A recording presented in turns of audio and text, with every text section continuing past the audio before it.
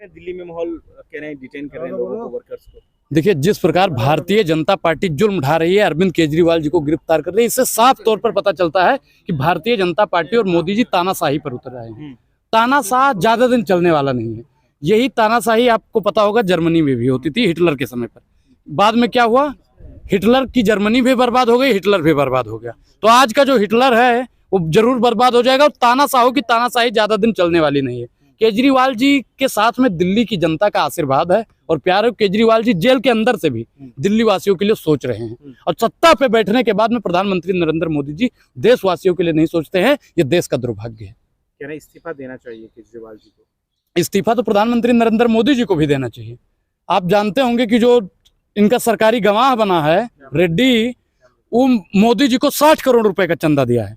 अब बताइए, जिसने चंदा दिया है, धंधा लिया है, अगर उसका पोल पट्टी खुलता है तो यहाँ का एलजी जेल में जाएगा कि नहीं जाएगा? एलजी के जेल जाते ही जयशाह का पापा जेल में जाएगा कि नहीं जाएगा? जयशाह के पापा को जेल जाते ही मोदी जी जेल में जाएंगे कि नहीं जाएंगे? अगर सही से जांच पड़ताल होती है तो पूरी भारतीय जनता को एक दिन जेल में जाना पड़ेगा। भारतीय जनता पार्टी को बिल्कुल। क्या लग रहा है 24 में चुनाव में कैसे देख रहे हैं? देखिए, 24 का चुनाव बिल्कुल एक तरफा है। प्रधानमंत्री नरेंद्र मोदी जी ईवीएम को सेट कर चुके हैं। जैसा उन्होंने कहा 400 पार, तो देश की जनता को समझ लेना चाहिए कि अब वोट वो किसी को भी देंगे। 400 पार तो उनका है, क्योंकि सिस्टम होता है और हैक होने के बाद में आप कितना भी पंजे का बटन दबा दो, कितना भी हाथी का दबा दो, कितना भी साइकिल का दबा दो, कितना भी लालटेन का जला दो, कोई फर्क पड़ने वाला नहीं है। चुनाव आयोग को चाहिए कि इस बार बैलेट पेपर से चुनाव हो। और प्रधानमंत्री नरेंद्र मोदी का अगर चेहरे पर वोट मिलता है तो बैलेट पेपर से भी मिलेगा ना भाई। इनकी हैकड़ी साहब निकल जाएगी। 40 सीटों पर सिमट जाएंगे अगर बैलेट पेपर से चुनाव होता है तो। मात्र 40 सीट। मात्र 40 सीट। तो कैसे देख रहे हैं, वायनाड से राहुल गांधी चुनाव लड़ रहे हैं, उनके खिलाफ जो है पूर्व सीएम के बेटे वहां से चुनाव लड़ रहे हैं। देखिए, राहुल गांधी जी का वहां पे एक तरफा है। राहुल गांधी जी को हरा ही नहीं सकता है कोई। हम तो कहते हैं अमेठी से भी राहुल गांधी जी को करना चाहिए चुनाव, क्योंकि अमेठी में स्मृति ईरानी जी के अहंकार को तोड़ने वाला अगर कोई है तो राहुल गांधी जी है। वीके सिंह ने भी कह दिया कि मैं संन्यास लेना चाहता हूँ राजनीति से, गाजियाबाद। देखिए, मैं क्या कह रहा हूँ कि बीजेपी का जितना भी लोग है वो आजकल संन्यास ले रहा है, या तो पार्टी छोड़ के कांग्रेस में या फिर दूसरी पार्टी में जा रहा है। बीजेपी पार्टी पूर्ण रूप से घबरा चुकी है कि चुनाव साहब एक तरफा जा रहा है इंडिया अलायंस के खेमे में, तो इसलिए वो लोग संन्यास लेंगे, पार्टी में आएंगे हमारे डर के। क्योंकि राहुल गांधी जी ने जब से कह दिया है कि सरकार बदलेगी और ऐसी कार्रवाई होगी कि दोबारा ही कार्रवाई करने की जरूरत नहीं पड़ेगी, तब से पूरी बीजेपी और भारतीय जनता पार्टी में भगदड़ मच गई। क्या मतलब है जो राहुल गांधी ने ये कहा है? कुछ तो उसका लॉजिकल मतलब। अब आप बताइए, आज कैसे परेशान किया जा रहा है? सख्तियों से। मोदी साहब सुनिए, सख्तियों से एक्शन किया जा रहा है। बड़की बड़की मीडिया जो है क्या दिखाती है आज आप मालूम ही होगा। सीमा हैदर उनके लिए बहुत जरूरी है, बड़ी मीडिया के लिए। और आज का जो मुद्दा है महंगाई, बेरोजगारी, शिक्षा, उस पर वो लोग बात नहीं करते। ईडी सीबीआई विपक्ष पर ही बैठता है। वर्तमान सरकार पर ईडी और सीबीआई का कोई संबंध नहीं जाता है, कोई नोटिस नहीं जाता है। कितना भी भ्रष्टाचार, अगर आपने मुझे चंदा नहीं दिया तो मैं आपको ईडी का फंदा दूंगा। ये बीजेपी की रणनीति है और इसी रणनीति को खत्म करने के लिए राहुल गांधी जी निरंतर बोल रहे हैं। कहा जा रहा है कि पन्नू जो है उसने केजरीवाल को चंदा दिया था 100 करोड़ का, भी हाल ही में खुलासा हुआ है। बीजेपी को कौन कौन चंदा दे रहा है उसका खुलासा कहे नहीं कर रहे हो आप लोग? एसबीआई के पास में 466 करोड़ रुपए का कोई डाटा नहीं है, उसका खुलासा आप लोग कहे नहीं कर रहे हो। गाय, वो बीप वाले भी चंदा दे रहे हैं, गौ रक्षक कहते हैं अपने आप को भारतीय जनता पार्टी वाले, और वही गौ तस्कर वाले भी भारतीय जनता पार्टी को 250 करोड़ रुपए का चंदा दिए हैं। तो उस पर आप लोग सुनिए भाई, आप लोग उस पर बात क्यों नहीं करते हैं? कांग्रेस को चंदा मिला है, आम आदमी पार्टी को चंदा मिला है, ममता बनर्जी को मिला है, आरजेडी पर मिला है, जेडीयू को मिला है, सबको मिला है। वो बात छोड़िए, बीजेपी पर जो चंदा मिला है आप लोग उस पर बात क्यों नहीं करते हैं? देश की मीडिया है वो भी विपक्ष को ही खत्म करने में लगी है। सोशल मीडिया है, जो सच्चा मीडिया है, वो भी उसी को खत्म करने में लगी है। आप लोग चाहते क्या है कि पूरी पार्टी को खत्म कर दिया जाए? देश की बर्बादी में जितना योगदान प्रधानमंत्री नरेंद्र मोदी जी का है उतना ही मीडिया वालों का ही है।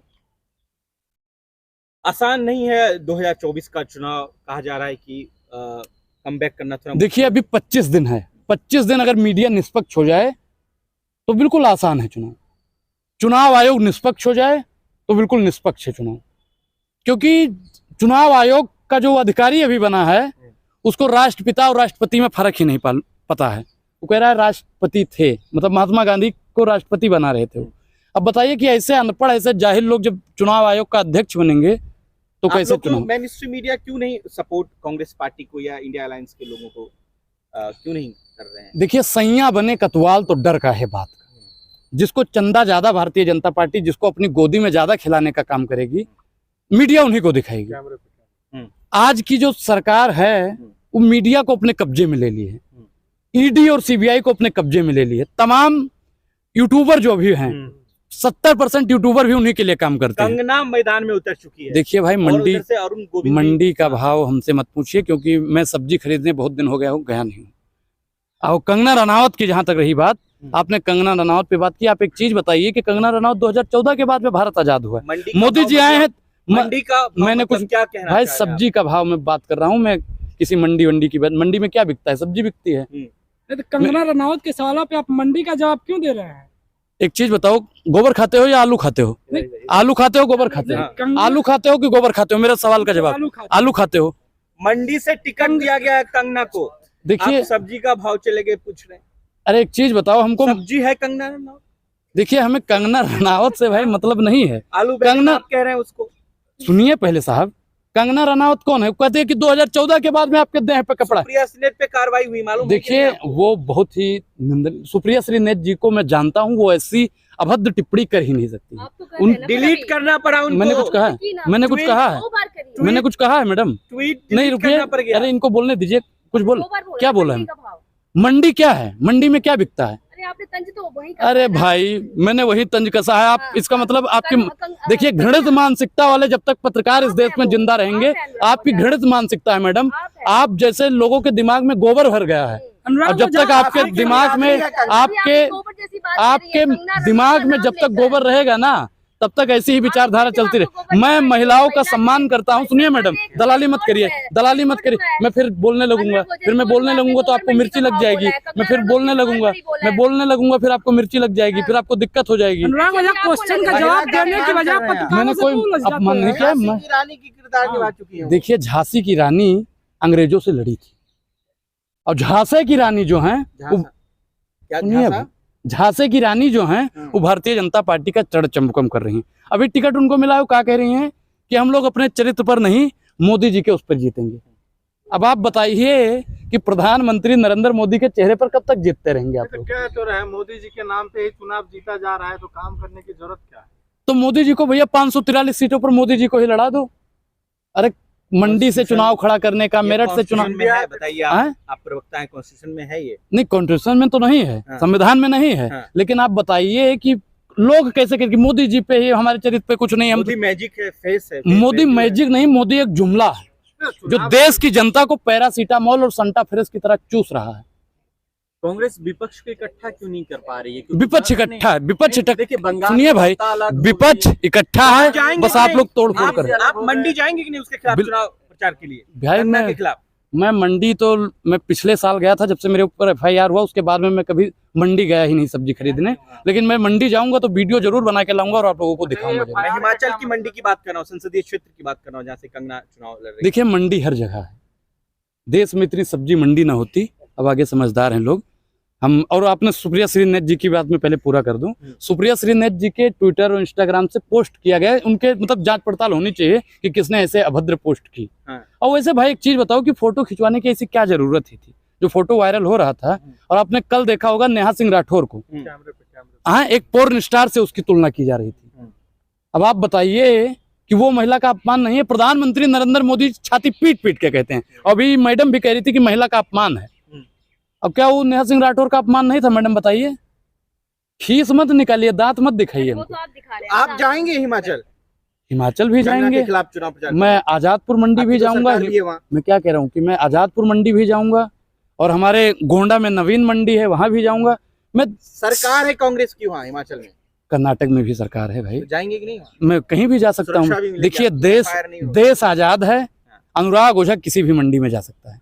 फिर क्यों FIR हो जाता है आपके ऊपर? देखिए FIR करने वाले लोग कौन है? सिस्टम में बैठे हुए लोग। देखिए हमको डराने की कोशिश की जाती है, आज जैसे विपक्ष को डराने की कोशिश की जाती है। नहीं, अनुराग ओझा अगर डर जाता तो मंडी पे चर्चा ना करता, महंगाई बेरोजगारी और सब्जी का रेट बढ़ रहा है उस पर चर्चा ना करता। अनुराग ओझा डरा नहीं है, अनुराग ओझा बोल रहा है। चलिए, कितना सीट लेके आ रहे हैं 24 में? कितना अनुमान है कि इंडिया अलायंस का 358 प्लस रहेगा साहब। आंकड़ा वही है। बीजेपी बोल रही है पहले वर्क फ्रॉम होम होता था, वर्क फ्रॉम जेल हो रहा है, इस पर क्या बोलेंगे? देखिए एक चीज हम आपको बता दें कि घर से काम, जब चंदा नहीं दोगे, आपका मीडिया आपका कितना पैसा देता है मोदी जी को? तो वर्क फ्रॉम जेल होगा केजरीवाल जी? ये बताइए, आप बताइए। क्वेश्चन का जवाब दीजिए। मैं पूछ तो रहा हूँ, आप मोदी जी को कितना चंदा देते हैं? हम चंदा नहीं देते। तो आप भी चंदा नहीं देते हैं, work from सुनिए। जेल से करेंगे क्या सरकार? बिल्कुल करना चाहिए, जेल से आप भी रहकर करेंगे जेल में? बिल्कुल। अगर मुझे जेल में सरकार डाल देती है तो मैं भैया वहां पे 2-4 मीडिया वालों से हाथ जोड़कर मेरा निवेदन रहेगा कि आप लोग भी आइए करिए, हम वहां से भी आपको यही व्यंग्यात्मक सवाल किया करेंगे और मंडी का भाव बताते रहेंगे।